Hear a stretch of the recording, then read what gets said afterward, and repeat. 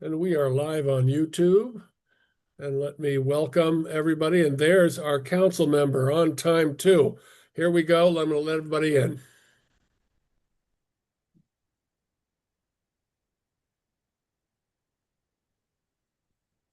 All right. Good evening, everybody. This is the Renters Alliance Renter Town Hall. We'll get started in just a couple minutes. Thanks for joining us.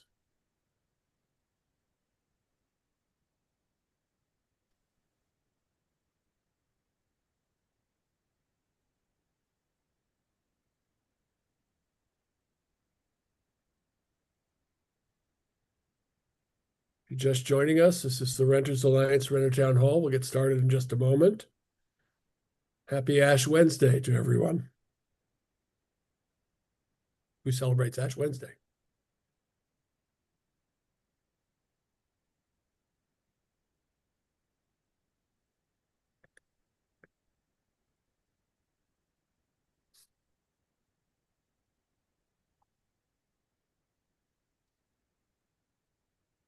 If you're just joining us, this is the Renters Alliance Renter Town Hall. We'll get started in about one more minute.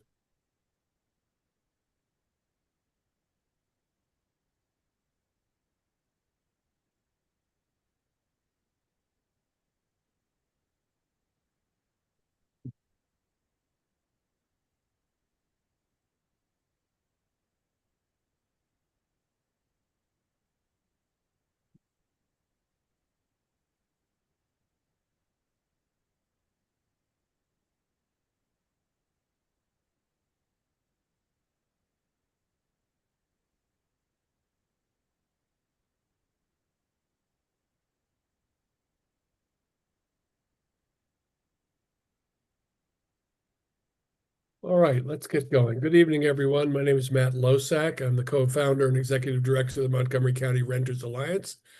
This is one of our renter town halls on subjects important to the renter community. We have these town halls every 2 weeks on Zoom, as well as meetings in communities around Montgomery County and beyond. This evening, our topic is policy and one's rights having to do with this immigration and customs enforcement storm that's been hitting the country. What our rights are, what county policy there is, and how tenants living in our community who may be concerned about these operations can respond, knowing their rights, knowing the limitations of their rights, and so on. So with us this evening, I am, and a couple things. If you have a question or concern, please put it in the chat. We will get to all those questions and concerns as we go. And we will have other information about other resources for tenants at the end of our discussion. Let me quickly introduce our staff. With us is Jackie Mashinya, our outreach director, David Mullins, our senior analyst. Wah Ho is a service year intern with us. Emily Towie, our outreach coordinator, and Tim Huang, our outreach coordinator. And then we have two special guests. The first one I'm going to introduce now is our council member, Will Jawando. Most people should know Will is a renter champion for as long as we've known him, and certainly on the council. But he's also the co-sponsor of the county's Trust Act. And I know that he is running from meeting to meeting as a busy council member should. So I'm going to quickly introduce him and give him an opportunity just to give us an update on the Trust Act. Welcome, Council Member Jawando. Thank you. Thank you, Matt. Can you hear me okay? Great. And good evening to everyone. Thanks for inviting me to come and speak briefly to everyone this evening. Thank you all for joining. For those who are celebrating Ash Wednesday, like myself, wishing you a great start to Lent. Those who just started Ramadan this week as well, wishing you a great Ramadan. And to everyone in our community, just thank you for all you do for supporting each other. I think it's really important. I'm at a community meeting here, just stepped out of here in the Gaithersburg area, Montgomery Village, talking with folks about how we take care of our community. And I just think I've never been more proud to be living in a place like Montgomery County, like Maryland, with the cruelty that we're seeing and the violence out of the Trump administration. It's even more important that we stand up for each other. Couple things just to share. Obviously, great news on the state level today. Governor Moore Westmore signed an emergency state bill to end 287G agreements that did allow local law enforcement, police to work with ICE. That is now illegal in the state of Maryland. And that's a great thing because we don't need to do immigration enforcement with state and local police. In fact, it's counterproductive to public safety. And so we're really proud of our governor and our state legislators for moving that forward. As Matt mentioned, at the county level, we passed just recently the Trust Act, which I was proud to co-sponsor along with all my colleagues, which codifies existing county practices to protect our residents and allow them to stay safe, and just reemphasize that we don't coordinate with ICE. We do what we're required to under law, and in very extenuating circumstances where there's a crime of violence or certain crimes, we will notify ICE. But outside of that level, we're not cooperating in that case. I'm also that'll go into effect this week here in Montgomery County. I'm also, and you'll hear more about that, I'm sure, from your speakers coming up, and how that's going to be actually implemented and consistent with the policies that we've had in place for quite a while. I was also very proud and am very proud to partner with Councilmember Mink and several of other colleagues to introduce two very other important pieces of legislation. And I want to mention these because this fight to take care of our neighbors, to take care of our residents, to fight back against this unjust and cruel federal administration, Trump administration, it's not over. We're going to need to keep doing things. And while we celebrate the victories and the bills that we passed, we're going to need to do more. We're only a year in, unfortunately, to this administration, and we're going to have to continue to set up both laws, funding, organization, supporting our folks in the nonprofit community who are stepping up. So on March 3rd, there are public hearings on two bills. One that I authored is the Unmask ICE Act, Bill 526, which would prohibit face masks by all law enforcement, including ICE, operating within Montgomery County with very limited exceptions for health and key operational needs. I'm proud that the majority of the council has co-sponsored this legislation. Council members Mink, Evans, Stewart, Sales, and Glass, along with myself. I also want to, there's a state bill looking to do this, and I hope and think it will pass, but it's really important that we stand up at every level of government. We're seeing that, how important that is across the country. I also want to mention a bill that Councilmember Mink has authored that I am a co-sponsor of, the County Values Act, Bill 326. And that, among other things, will prohibit any immigration enforcement activities on county-owned parking lots, garages, and vacant lots. And that any county facility, there should be no ICE enforcement, or no one from ICE should be admitted without a valid judicial warrant.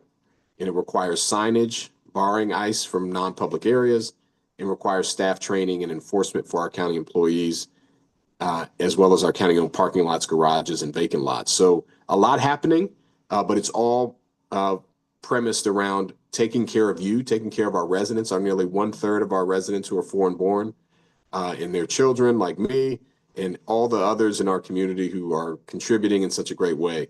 The public hearing for those bills will be on March 3rd. If I have staff in here, if not, they can put the link in there. We still need people to sign up and testify virtually or in person. I just want you to know we're doing everything we can to keep you safe and to stand up for the values that make Montgomery County and this country great. So really appreciate the Renters Alliance for what you do to keep people safe and in their homes and housed. This is a critical component of that work. So thank you for letting me join you for a few minutes this evening. Thank you, Councilmember Jawando. I know this is going to sound like I'm cornering you, but I'm not cornering you because I know where you stand on this. Next week will be a hearing in the Economic Matters Committee of the Maryland General Assembly on good cause. Any remarks? Yes, we need it. And for those, I know it used to be called Just Cause. Now it's Good Cause. I like both names. Justice and goodness are both good. I think the council, as it has in the past, will support. I certainly will. We have encouraged all of our colleagues to support this legislation. I personally will support it. I know many of my colleagues will. This just says you can't kick people out of their homes. For the nearly 40% of our residents who rent, they should there should be a good cause for their lease to be terminated at the end of the lease term, and if not, it should be renewed, because these are people's homes. So I hope, and it's an accompaniment to rent stabilization, not a replacement. You need both things. You need fair and affordable housing, and you also need to be able to stay in that housing and not be priced out or kicked out. So thank you for bringing that up. And since you asked me that, I'm going to mention my price gouging bill, which I just introduced last week, which says you can't use these algorithmic pricing tools like RealPage to collude and inflate the cost of rent. And I hope that the Renters Alliance and your members will support that. There's going to be a public hearing on that bill on March 10th, because we need to do everything we can to keep people in their homes and keep the rents affordable. Well, we absolutely will support it. We agree with it 100%, as does the Maryland Attorney General and many others who are looking at this and seeing how it is price collusion that is really anti-market in a big way and injuring renters. Councilmember Jawando, thanks for joining us. We know you have to jump on to your next meeting. We appreciate your time. Thank you. Thank you so much. All right. Moving on, it is our honor and our pleasure to have the Deputy Chief Administrative Officer for Montgomery County with us this evening. She is Louisa Cardona, and she's going to talk to us about the county's position, County Executive Mark Elridge's position and his administration on the current immigration and customs enforcement issues around Montgomery County and beyond. So let me turn it over to Louisa Cardona. Thank you for joining us. Thank you, everyone, for having me. As noted, I'm an Assistant Chief Administrative Officer with Montgomery County in the Office of the County Executive. In my portfolio is both libraries, recreation, children and families, aging and disabilities. I would say I have the best portfolio, and part of this portfolio is I also share a lot of immigration policy with my colleague, Earl Stoddard, who some of you may know. To share a little bit about me as well, my background is I immigrated to this country. I lived in this country undocumented all through high school and naturalized really right before I went to law school. I also, previous to coming to Montgomery County, I led the Office of Immigrant Affairs in the city of Atlanta. And I share these things with you all just so that you know the lens that I bring to this work. That is not only something that I'm very passionate about, but also a lived experience as I continue to have mixed status family members who are being very deeply impacted by what is occurring. So did one have some slides to share? I did send the request. Sorry, I should have sent it before. Let me make you a co-host, Louisa, so we can do that easy. Yeah. And just a brief summary of what I will cover of how, what the policies are within Montgomery County. As Councilmember Jawando shared, we have the Trust Act out in place, which was previously an executive order, and how we're implementing it in right away.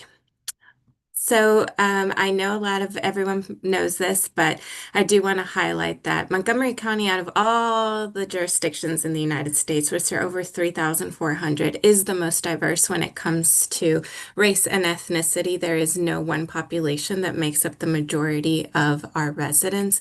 In fact, one in three come are foreign born, which is really incredible. They also represent all parts of the world. It is really a plethora of diversity of where our foreign-born residents come from. Out of, I think, 104 countries in the world, we represent almost 94 of them, so it is really quite diverse. That also means it's represented in our schools and in our languages, 162 languages spoken by MCPS students. That means 43% of residents speak a language other than English at home, and this is truly incredible. I share these slides because it really frames our policy, right? Yes, I can tell you that we stand with immigrants, but it is important to know what the policies behind how we stand with immigrants are, which is what you guys want to know, so let's get into it. As Councilmember Joanda noted, we had a previous executive order, which was signed in 2019. This executive order was codified, most recently passed unanimously by the council, and will be signed into bill this Friday, actually. What does that do? And this is the policy. I'm sharing with you guys the slides that we share with our county employees in our county employee training. So this is what we're telling our employees. The Trust Act prohibits some employees from asking about immigration status unless required by law. It prohibits threats or conditioning benefits and services and opportunities based on immigration status or the use of county resources for civil detainers, meaning it is not a judicially signed warrant or order. It does permit for immigration status to be asked if required by law. What does this mean? We do get federal funding. If the federal funding is a pass-through and requires those questions be asked, we do ask those questions as required by law. But again, if we are just using local resources, the Trust Act says we will not condition benefits based on immigration status. It also means we will honor judicial warrants or orders. These are those that are signed by a judge. If you hear a lot of people saying detainers or different things like that, these are not signed by judges. Therefore, we are saying we do not honor those. We want things to go in front of a judge and be determined by the court. Frontline staff has received pocket cards as well as training. These pocket cards let them know if ICE comes into the space, they should emphasize that we don't consent to the conduct of civil immigration operations. But we're also telling our employees, as is per the state guidance, that we do not assist or interfere, right?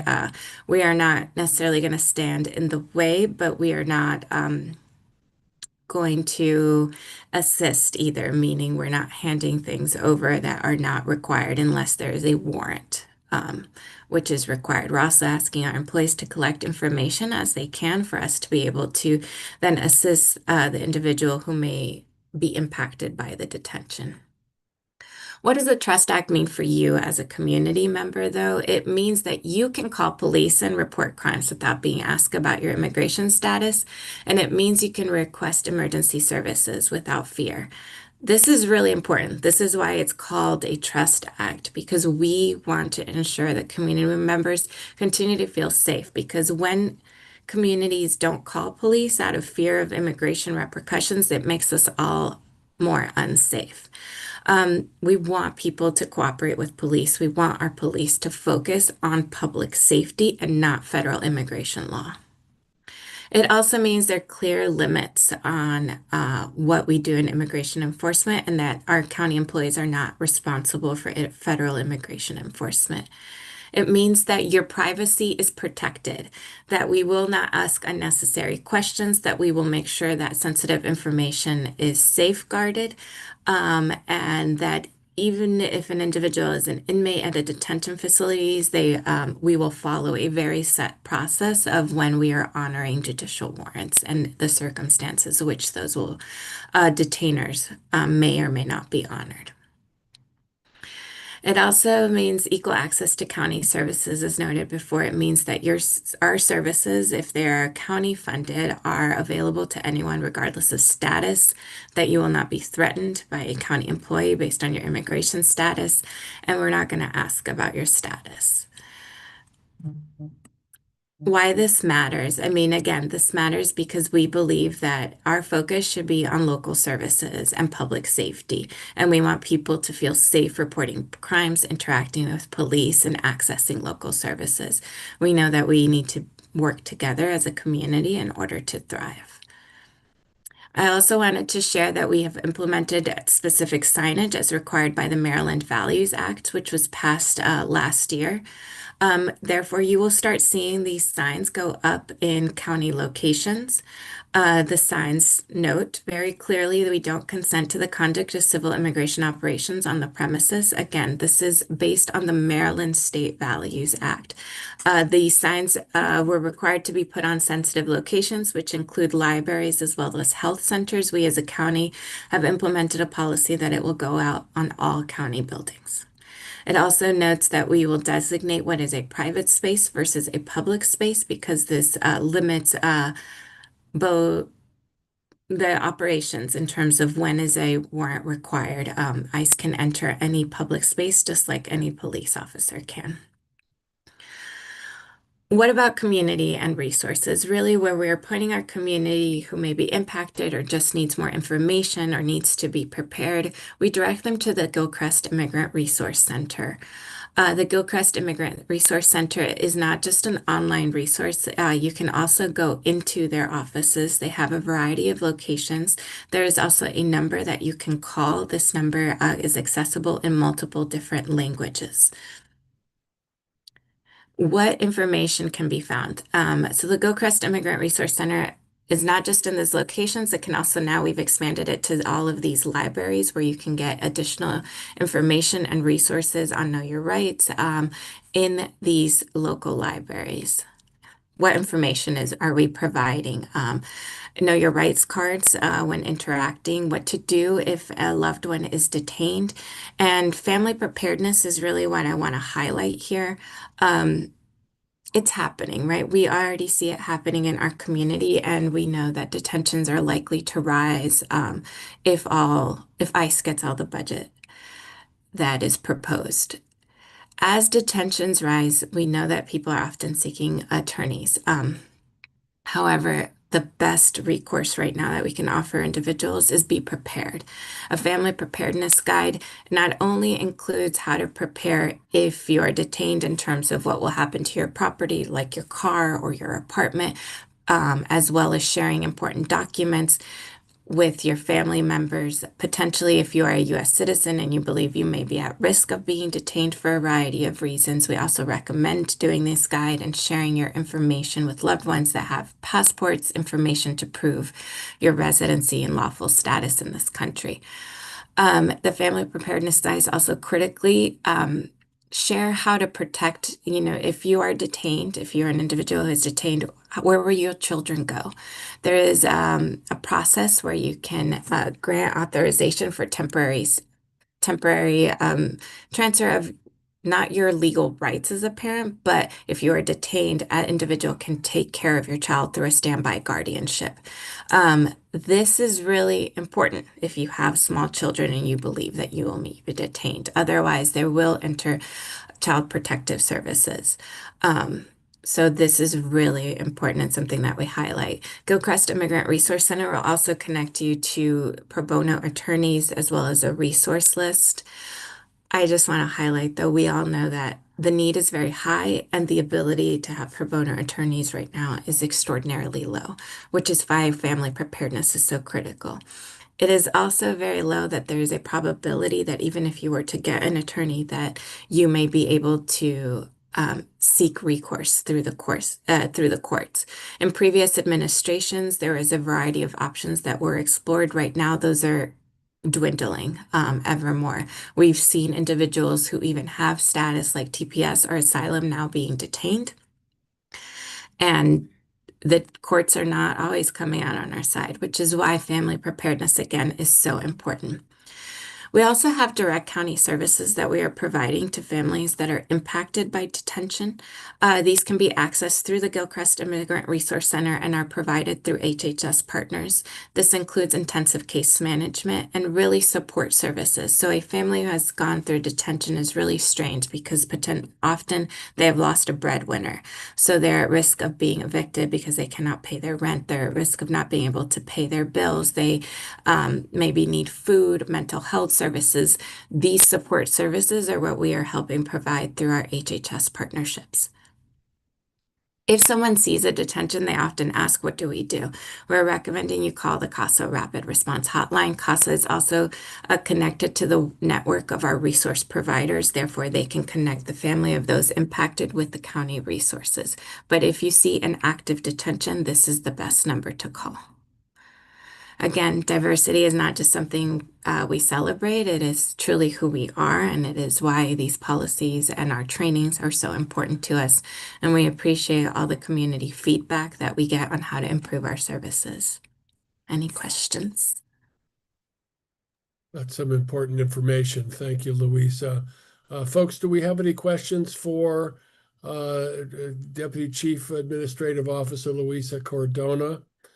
I have a couple of them. Is there a kind of a one-stop shopping for someone who feels threatened or has whatever issue to call confidentially? Should they call 311? What should they do if they're just concerned that they may be a target or have some other issue having to do with ICE? I would say Gilchrist can guide you to potentially to the right resources of, hey, I don't know if I may be targeted. What do I do if ICE stops me? And then they can direct you to the resource that we have. Again, the Gilchrist page. Also, if you'd rather not talk to someone and just want to look through all those resources, it really is a collection of toolkits, guides, how to prepare, what to do. But you can also call if you say, hey, I looked at this toolkit, but I need more, and they can help guide you.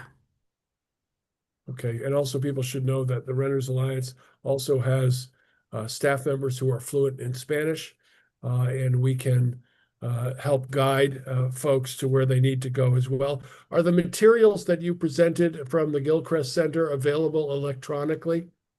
Yes, everything is available on the Gilchrist page, actually. We will certainly take those links and put them into our newsletters and send them out to folks. And I suppose we could also, if they're printed, take them out and do some of our door-to-door distribution as well. Absolutely. We have the first Gilchrist slide showed a poster, which has the QR code, and that is available in all 6 languages, our 6 top languages for Montgomery County. So happy to get posters to you.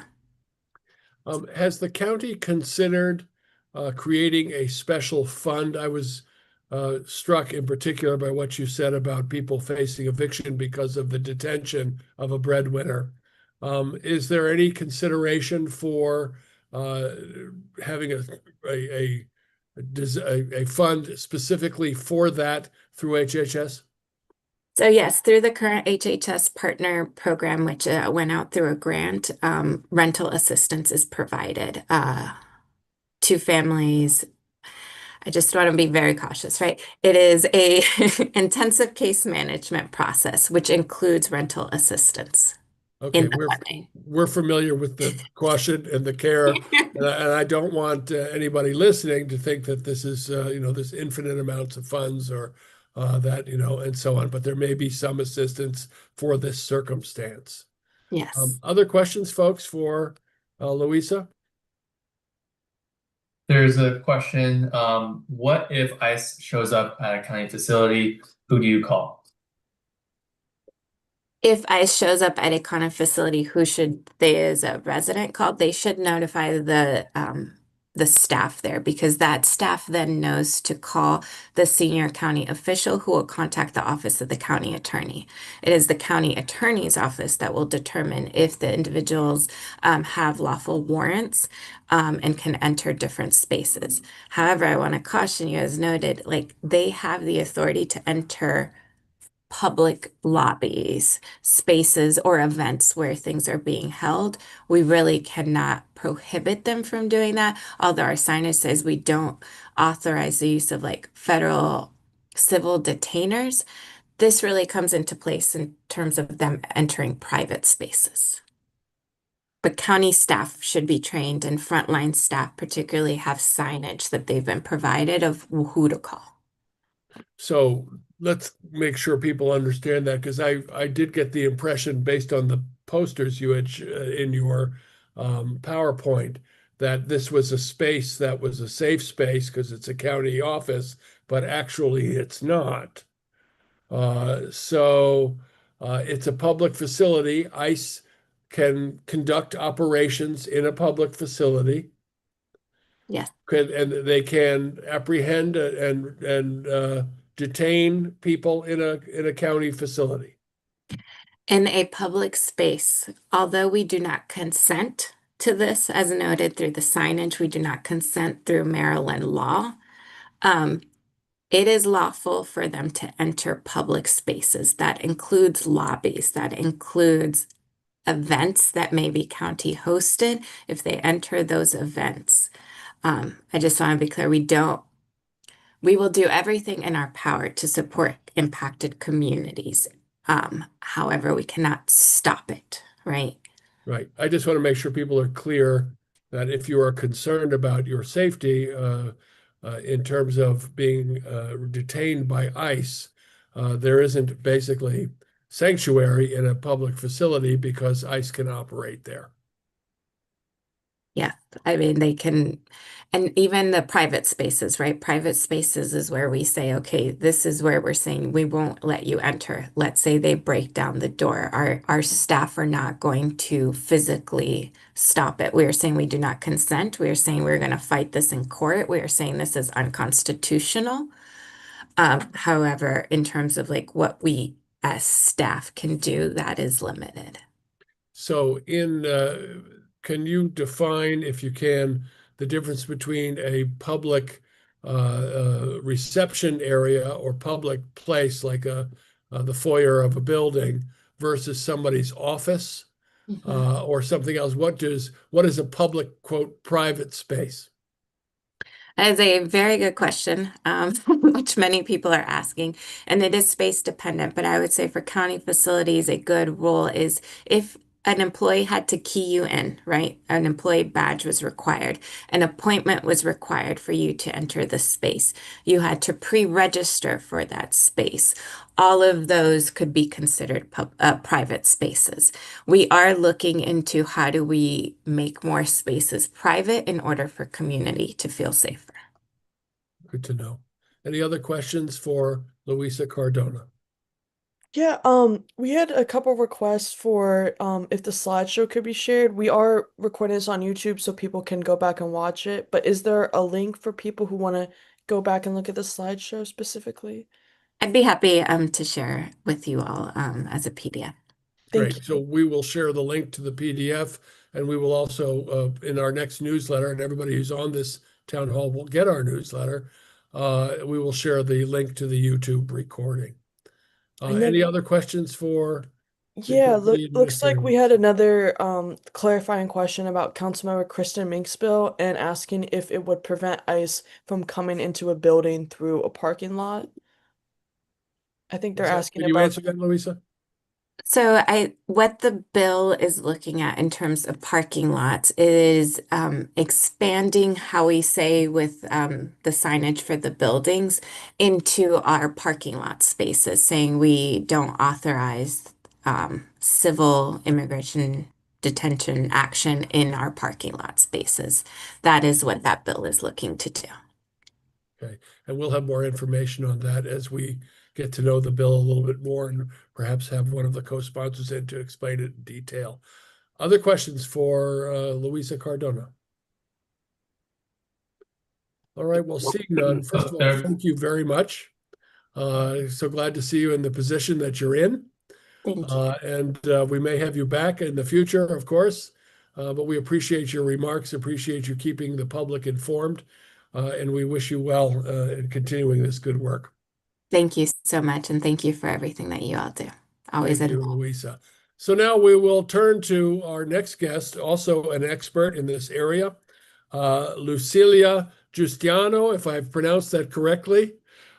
She is an attorney, an immigration attorney and an expert in this area. And I'm going to turn to David Mullins, our senior analyst, who has also got experience in working in immigrant rights and has, of course, been working with us for quite a while and is also fluent in Spanish. So if anybody needs to get any translation, let us know. But David, let me turn it over to you.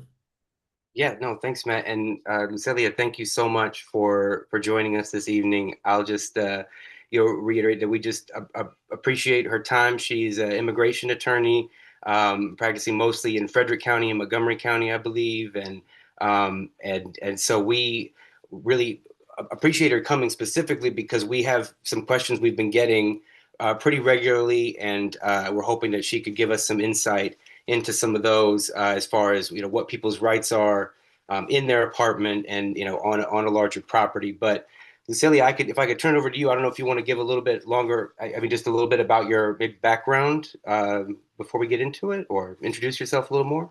Sure. So I am an immigrant myself. So This has been a super hard dealing with everything that is going on in the community, and we're trying to do everything that we can to inform people of their rights, because really that's the number one. That's the first line of defense. Once they get picked up, it's become a legal battle in federal court. And then unfortunately, I do want to throw this out there, because I know that Montgomery County is one of those counties that like fights to get ICE out. But I just want to let people know, like, it's a double-edged sword, right? The fact that people can get picked up, but then they can't stay in Maryland, it's a double-edged sword. Being able to fight for people in those circumstances is so difficult, and so many attorneys are just not doing it anymore because they're being shipped all over the country. I'm not just practicing in Frederick and Montgomery County anymore. I'm practicing in West Virginia and Pennsylvania and New Jersey and Texas and Arizona, and it's exhausting trying to keep up with everything in those jurisdictions. But we're staying in the fight because that's what we do. And we're not going to let this administration win. But I just want that to kind of be in the back of your mind, and also the urgency that is needed when people are detained in Maryland, because people are shipped out within 1 or 2 days, sometimes 3. We have to act and file a federal habeas the day that they are picked up or the next day. So they need to get an attorney, pay a retainer. We need to figure out what their situation is in those 2 days. So being able to stay informed, and I apologize for being late to everyone, but Wednesday nights I do low-cost legal consults in Frederick. To tell people, okay, this is your plan, right? If you get detained, this is what's going to happen. So because that is key, and being able to have that information, so that if their family member calls me, I already know, okay, this is the plan for this person. And I'm trying as much as possible to reach on an individual basis people, because I've had families that mom, dad, and child are in completely different paths.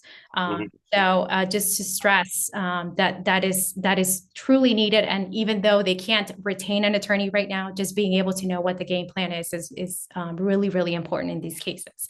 And I could go on forever. So I'll shut my mouth. I'll let you ask me what questions that you guys. No. I appreciate you. That's helpful to couch it in that, because we were just coming off hearing the many things from Louisa, our county official here, to letting us know what the county is trying to do. But a lot of the questions were figuring out the limitations, right? And what they can't do. And so we definitely appreciated that. And hearing that the county is encouraging people to look into safety planning, family preparedness, like you were talking about. I think that's a good place to start the discussion. So I do appreciate that context. But yeah, so what we did here on those limitations, there's certain areas that, may be safe, may not. We heard things like, warrants and detainers and judicial warrants get mentioned. So if we could take that conversation to the apartment, can you maybe start there, and can you lay out someone who's in their apartment at a kind of a larger complex, they're the leaseholder there. What if ICE is either around or then knocking on the door? Maybe do we want to start there with what kind of rights you want to let them know about? Well, that's where people are going to be protected the most, right? Inside of their home. And so till this day, I've been practicing for almost 10 years. I have never seen ICE have a judicial warrant. Never. And I've represented people that have serious criminal issues. And so they don't have it. They simply will not have it. And so at their home, they don't need to open the door. They don't need to communicate. I would caution people to remain calm, because there is also this caveat, like you don't need a judicial warrant unless there is a reasonable cause that a crime has been committed or is being committed. So if there's like all this yelling and going on inside the house, then that might be like, hey, something's going on. Then we need to enter to make sure everyone is safe, right? And so I caution people, stay calm. You don't need to interact with them. And if there is a way to get to interact without having to open the door, to ask if they have a judicial warrant, then I would do that. But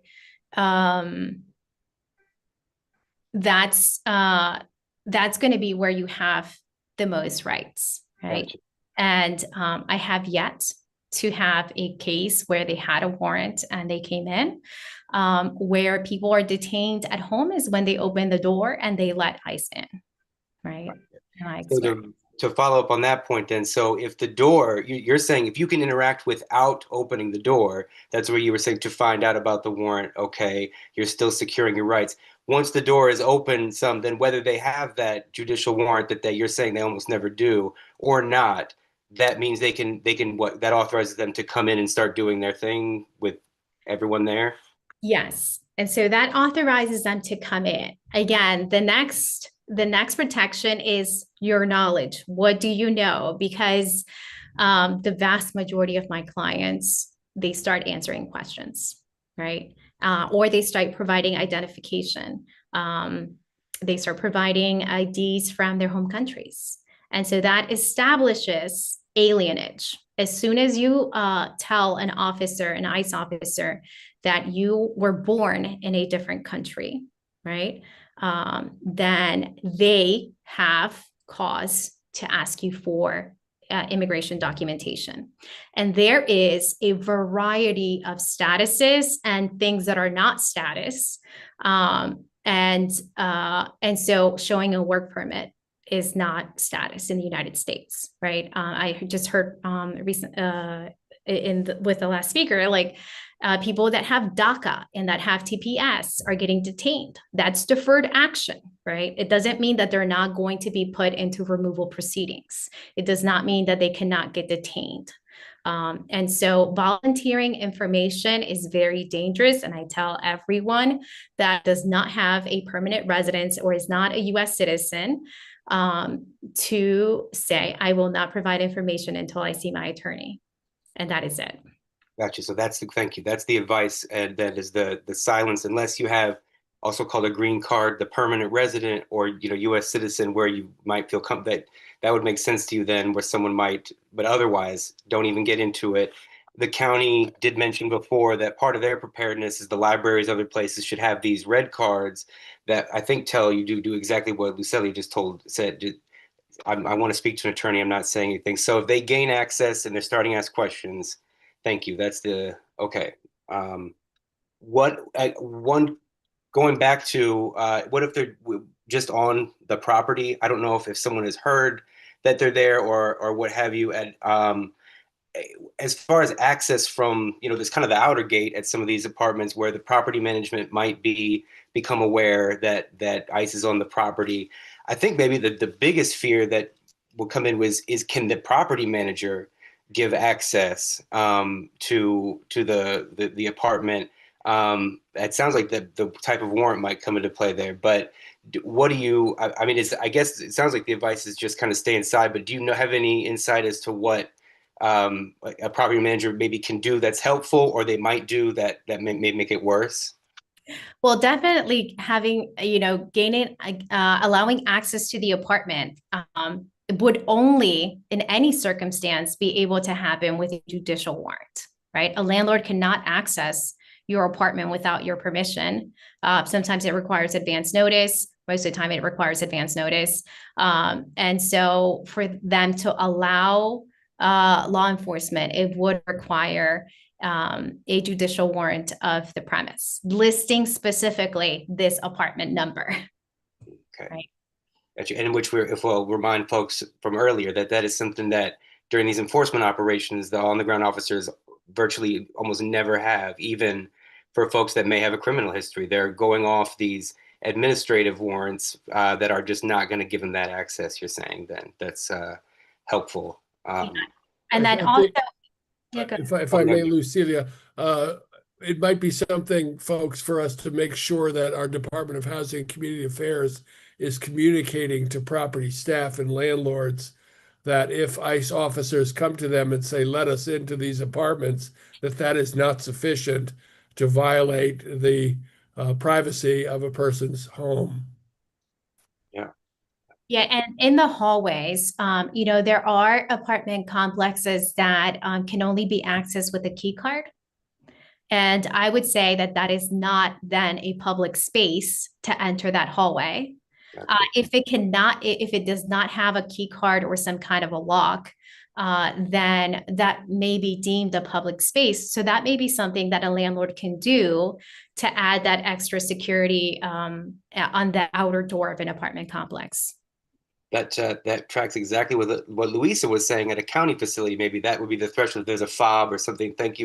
We've definitely seen those apartment buildings. So, well, that's okay. So thank you. That's helpful. So certainly property managers can, there's steps they can take if they want to help protect their tenants. But then also, I think Matt's got a point there. We want to make sure they know what they can't do if they were somehow, trying to assist beyond what they're allowed. Before I go, I'm having more of my own questions. Is there anything related to what we kind of been talking about so far, my fellow staff here in the chat, that we want to move to, or should I just kind of continue the? I did want to ask you, Lucilia, what about if a neighbor decides they want to get even with their other neighbor who they think is undocumented, and they call ICE? And they say so-and-so in this particular number apartment is undocumented and you ought to go get them. I'm assuming that all the same rights are in place for that individual, regardless of such a call, because all they're reporting is an allegation of someone possibly being undocumented, absent an emergency, where I think even police or fire are allowed to enter an apartment without notice in an emergency situation, but that would not be considered an emergency. Is that right? That's right. And I mean, I think that might be grounds for ICE to go and investigate and go knock on that door. But that probably won't get a court order, good cause, and a judicial warrant to enter that apartment. Could ICE camp out in an apartment community in the lobby or some other place that's, quote, public? Yes, they can. They can. And we actually saw that during the first Trump administration with churches, right? People would go into churches and take safe haven there and actually live there for several months while ICE was like camped out. I haven't come across that, but the vast majority of the cases that I see is they're coming to an apartment, they're looking for one person, and then they end up taking everyone there that collateral arrests, or they wait outside of the home and wait for the person to go to work, get in their work truck or whatever, and arrest them in their car. I think I saw a question about what about in a car? Yeah. Yes, that was a question. I didn't see that. Yeah. Do you want to get into that? Yes. So when you are stopped in a car, there's 3 things you need to provide: driver's license, insurance card, and registration. And that's it. And so ICE doesn't have any additional special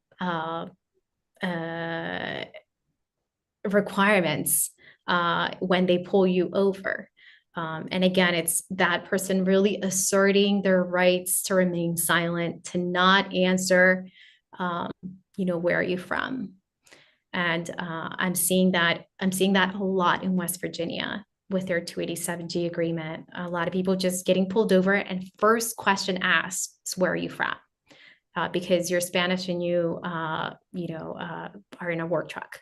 And so that's, the other thing that I ask people is when they get pulled over in a car, you ask the questions. And I think we've all done this where the cop pulls us over and says, "Do you know why I stopped you?"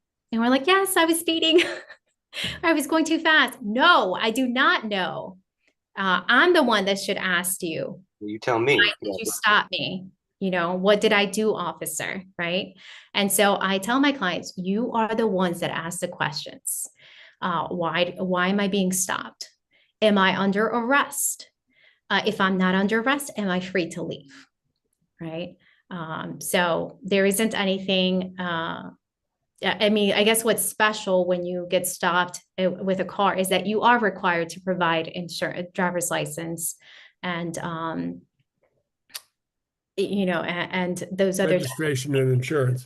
and then the other thing that I think is detrimental in Maryland, when somebody is stopped and does not have a driver's license, it's an arrestable offense, right? So if they get arrested, then that's kind of a ding for ICE, like, come and get me. And that's happening a lot in Frederick County.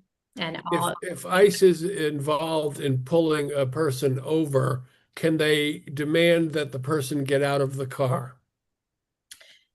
I don't have really an answer for that. I think that that's kind of like any other police officer. To be honest, I don't know the ins and outs of when an officer is allowed or not allowed to do that, or if it's at their discretion. I wondered if there had to be probable cause for some kind of crime. Well, there has to be probable cause for them to search the vehicle, right? And so if they're saying, open your glove compartment or open your trunk or stuff like that, there has to be probable cause for that kind of thing. But getting out of the vehicle, I think that's outside of the scope of what I do. So I guess the question is, if ICE officers order you to get out of your vehicle, are you then subject to being detained? Not necessarily, right? I think that's where, okay, I'm gonna get out of my car. Am I under arrest? That's where I'm gonna go with that, right? And the longer that you keep me there without cause, the more likely that's going to be deemed an illegal arrest, right? But again, the ultimate goal is to not provide ICE that probable cause of, hey, I was born in a different country. Don't voluntarily provide that information. And I don't know if this is disheartening to people, but this is the reason why that is the ultimate goal, is to not provide that information, is because even if you are arrested illegally, the process for immigration continues, right? It's not like in criminal court where you're arrested illegally and whatever evidence they collect gets thrown out. That is not the case in immigration. If you said you are from a different country, alienage it's proven by DHS, and then you end up in removal proceedings, right? And so it doesn't really become a good defense in immigration that you were arrested illegally or interrogated illegally. Thank you. That was my next question, was just to move down the timeline of, okay, someone has managed to keep silent. Possibly they're not arrested, great, but then what if they still are? And so then that's when you're in that ticking 1 to 2 day window of getting something filed that you talked about before. Yes, so that's the case that I want, really. It's that 1 to 2 day window, because that becomes an illegal arrest that we can fight in federal court, right? Not in immigration court. Gotcha. Well, that's helpful. But so then one more time, just to reiterate, because there's probably, if you're out in public too, and you're talked to, that am I under arrest? Am I free to go? Is what you want, the mantra there. So thank you. How are we on questions, y'all? I haven't been able to read. I've been kind of listening here. I'm looking at one from Tony Jones. Let me go to his first, and let's see if it relates to something that Lucilia can answer. As a tenants association president, I'm concerned about immigrant tenants being wrongfully overcharged for rent they already paid, as a tactic to maybe keep having these tenants to wrongfully have to attend eviction court as maybe a tactic by property management to bring ICE or attention to them, although legal as a way to remove them. So it's basically raising rents to put pressure on undocumented tenants to get them out of the building. I'm assuming that's what your question is about. Oh, David, you can answer that one. well, that's, I mean, that's, well, right. I mean, that's, if we're talking about the rent part for any of these reasons, I mean, that's, it's not necessarily retaliation, but discrimination certainly not allowed in that way. But I think that kind of goes to what we were talking about earlier, which is that, I mean, is there's property managers looking to either, somehow avoid this or, just to speed up the process for some people or something. I'm glad we laid out, what they're not allowed to do, but I'm also glad that we know that property managers that do want to assert themselves, I think we're going to run with that and make sure that they know what their options if they want to be ready, kind of like the county's trying to get ready, or even make it a little more difficult.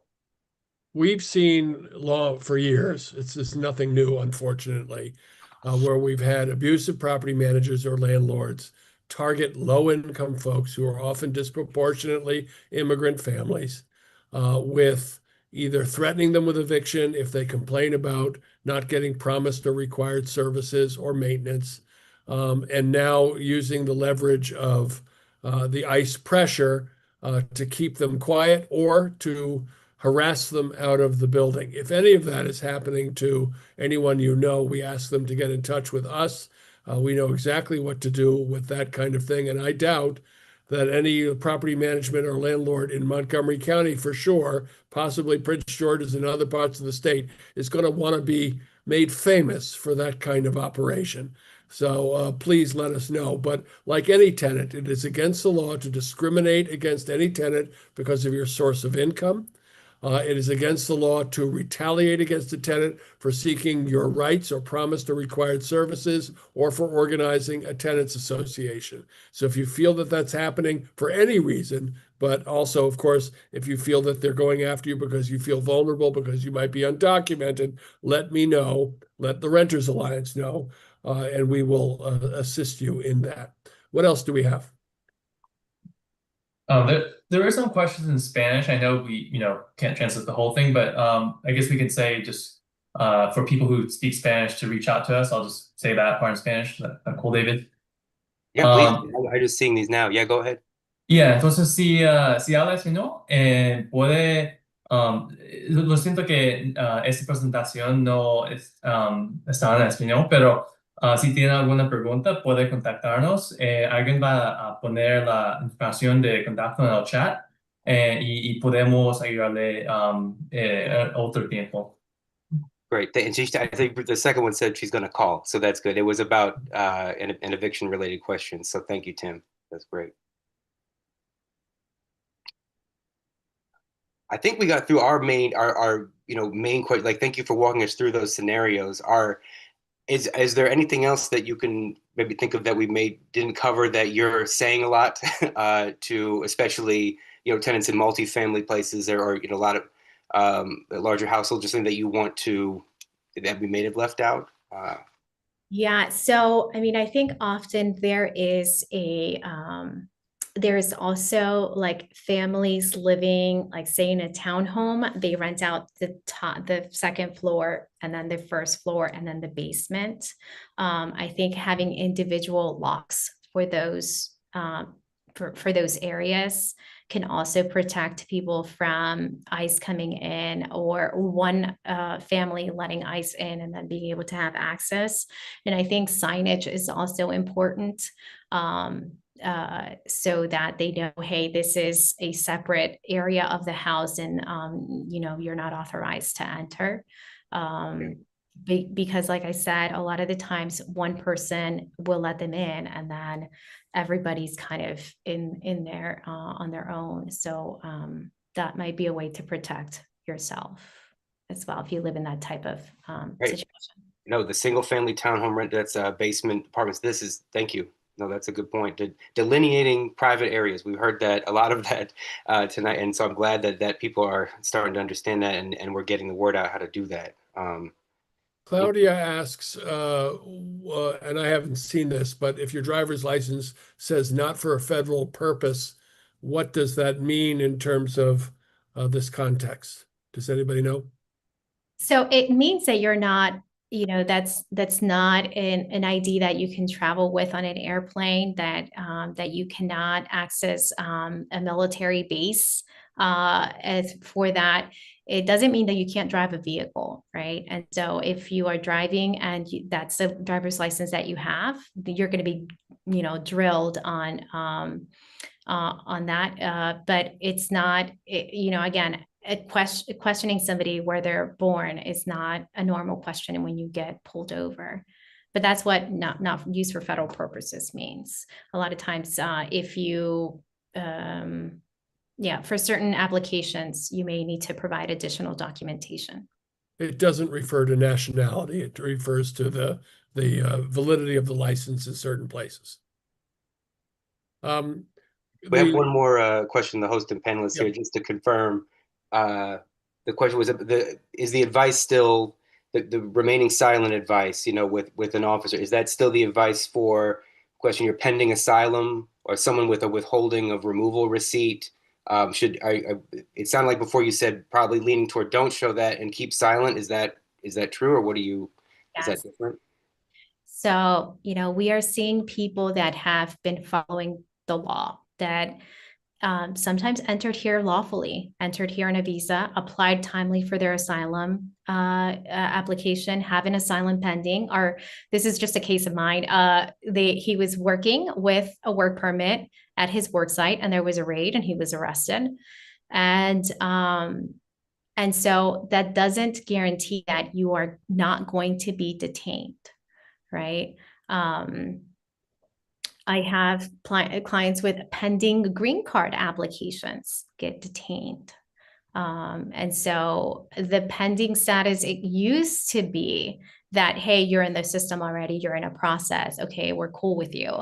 But now it's really about the numbers and about upping their detention. And so you have no status. That's what that means, right? That you have a pending asylum application means no status. And so you're going to be arrested.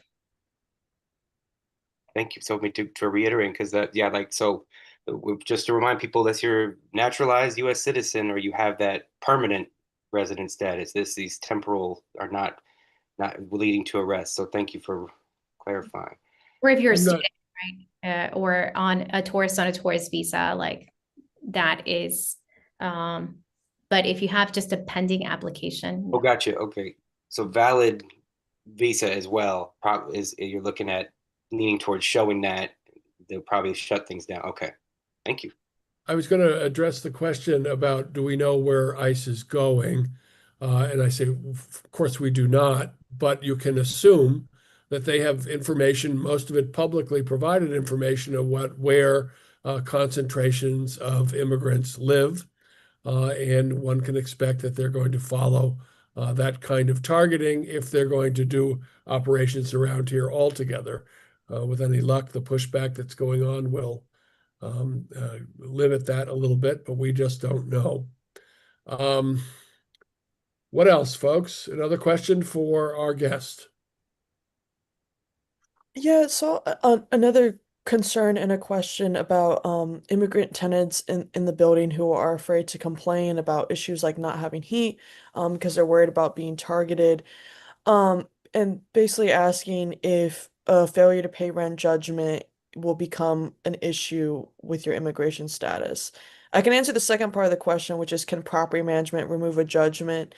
No, they can't. You have to go through the court to get that shielded. But I don't know if you can speak to how a failure to pay rent judgment might affect your overall status. So it doesn't. It's not a criminal issue. It's a civil issue. And so for the most part, it wouldn't even come up in the immigration context. Okay, thank you. That's good to know. And I'll just say to this person that in general, if you want to get a judgment shielded, you can go down to the district court help desk on the second floor.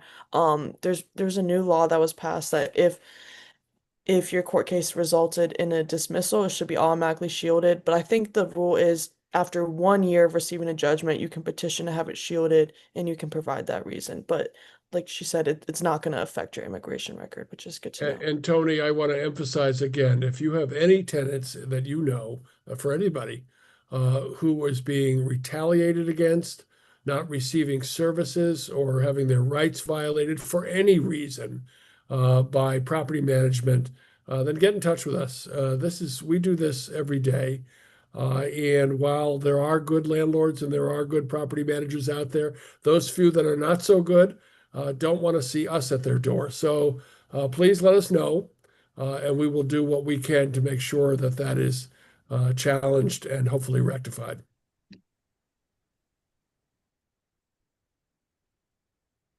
Anything else, staff? Or Lucelia, before we?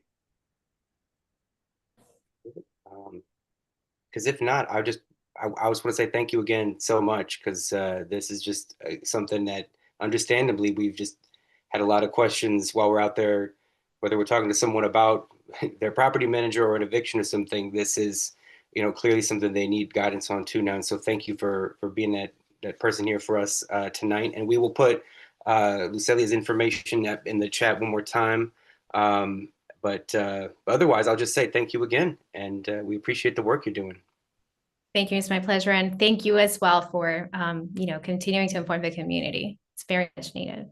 Thank you so much. And let me just, I'm going to turn just quickly to WAHO because it's very important to follow, I think, what Lucelia has presented, and tell us a little bit about what tenants should do in this time of difficult public policy. What's the most important thing all of us should be doing? Go out and vote for laws and the people that will advocate for you and your rights as renters. That's right. So make sure you stay active and make sure you get involved. What is happening at the federal level is a result of an election, and what will change will also be the result of an election. So with that, let's continue to move on. Thank you, Councilor Giustiano. Okay, who's next? Jackie. Good evening, everyone. My name is Jackie Machinia. I'm the Outreach Director for the Renters Alliance. I'm just going to go through the Office of Landlord Tenant Affairs, and after that, I'll go through Housing Code, what they are, what they do, and how to access them. The first one is the Office of Landlord Tenant Affairs. This is the office that is charged with informing the public of the general rights and responsibilities of tenants and landlords and helping resolve disputes amicably. It is their goal to provide as much information as possible to help avoid problems and make the landlord-tenant relationship work as well as possible. ALTA, which is also the same acronym, provides several resources, including the Landlord-Tenant Handbook, which outlines the basic rights and responsibilities of both tenants and landlords.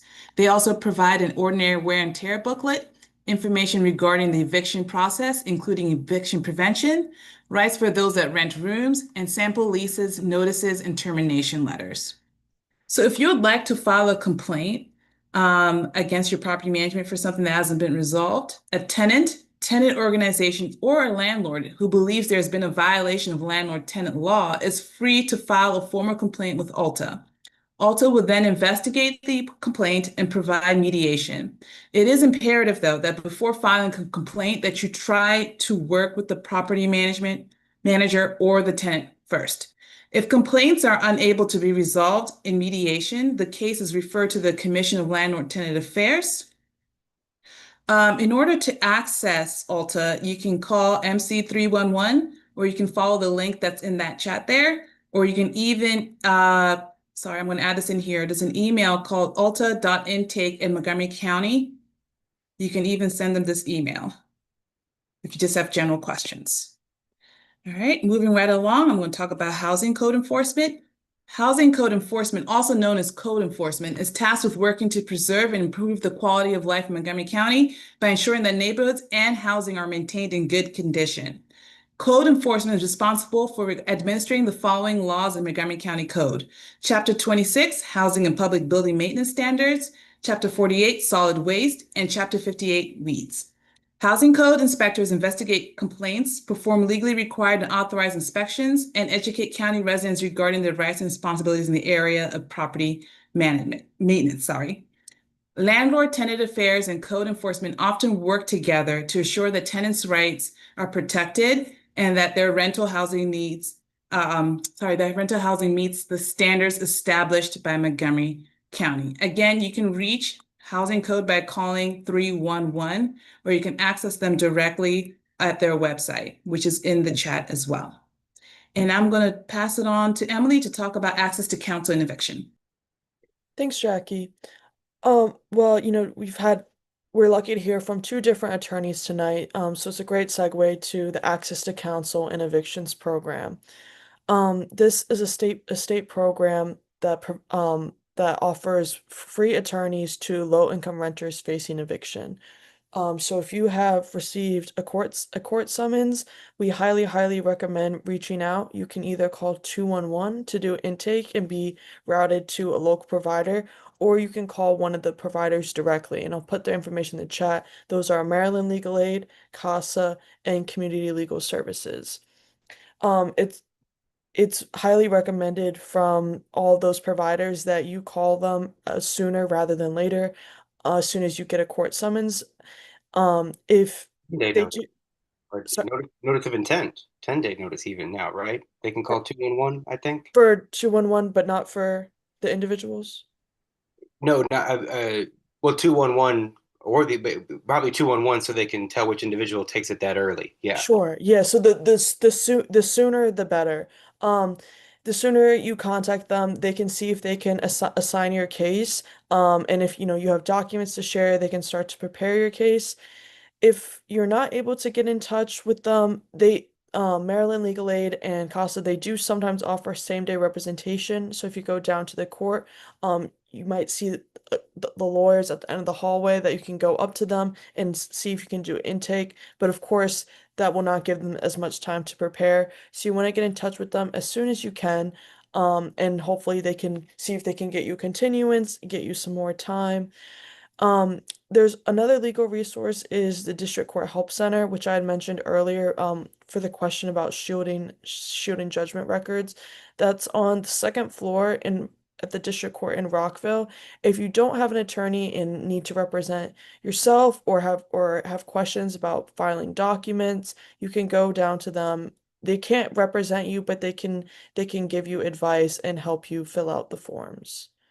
And if you have any questions about how to get in touch with these agencies, or you're not sure if they can represent you or not, you can also just reach out to us. We can help point you in the right direction. But generally for failure to pay rent, if you're facing failure to pay rent, breach of lease, or tenant holding over, meaning you stayed past your lease date and they're now taking you to court, those are the type of cases that you're going to want to take to the ACE program.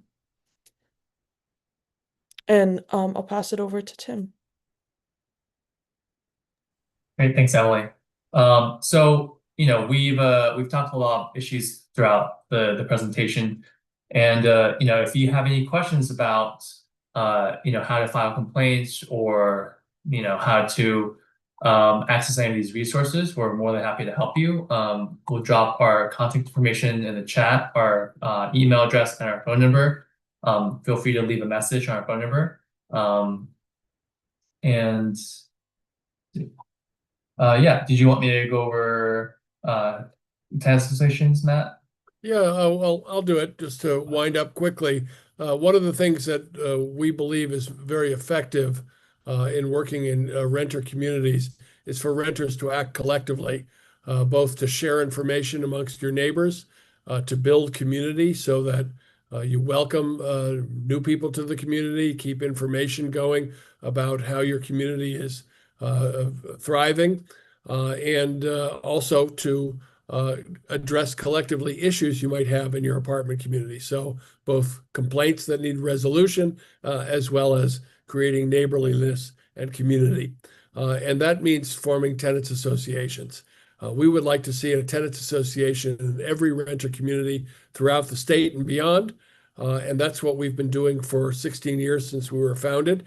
And if you have an interest in forming a tenants association in your building, we ask you to reach out to us. Or if you have a tenants association and you'd like us to speak to your community, we'd be happy to do that. Or if you have a tenants association that's just getting started and you'd like us to help strengthen it, we can help with that too. So please reach out to us. We're here as a service to do just that, and we welcome any such request. Anything else for our guest or for our staff this evening? Any general questions, please put them in the chat. We're happy to address that as well. Renter questions? No, I don't know any place where you can get an apartment for $300 with 3 bedrooms. Sorry.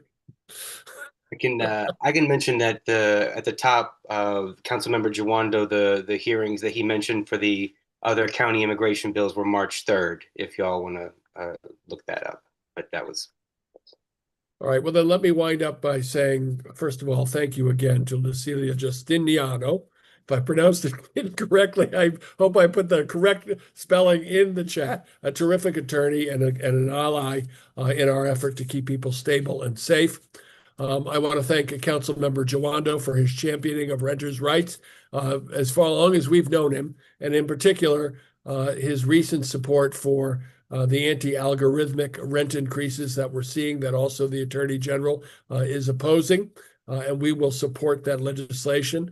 And there are some other bills out there which will be in our newsletter. We'll keep people updated, but also next week, Thursday, in Annapolis, the Renters Alliance and many tenants across the state and advocates and elected officials will testify in the Maryland House of Delegates Economic Matters Committee in support of good cause legislation. Good cause legislation means, if enacted, means that a landlord cannot evict you from your home without stating a justifiable reason. Right now, with just 60 days notice toward the end of a lease term, a landlord could say they're not renewing the lease and they do not have to provide any reason at all. And that opens the door to all types of abuse and retaliation, and it has to stop. Washington, D.C. has just cause protection or good cause protection. New York, New Jersey, California, all kinds of places with long-standing renter communities. Maryland is behind, and this needs to change. So with that, let me say thank you to everybody, and good night.